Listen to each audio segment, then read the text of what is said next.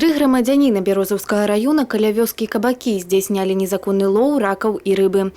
Ночью з выкарыстаннем фонарика і падхватніка яны дабылі 44 асоб рака і 76 рыбы. Увогуле за ліпень инспекторами выявлено 74 правопорушения. Своими действиями данные граждане причинили вред окружающей среде на сумму более 3500 рублей.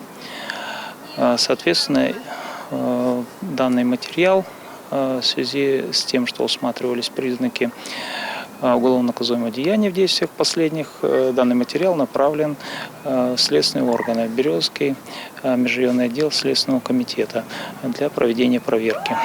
Спецыялісты нагадваюць, што яшчэ ў некаторых раёнах існуе забарона на наведванне лясоў у сувязі з павышанай пажарнай небяспекай. За развядзенне кастроў, выкідванне акуркаў і іншых рэчываў, якія могуць стаць прычынай пажараў, прадугледжаны штраф да 25 базавых велічынь. А з 9 жніўня пачынаецца новы паляўнічы сезон на балотную птушку і адначасова новыя клопаты для інспектараў. Считаем необходимым напомнить охотникам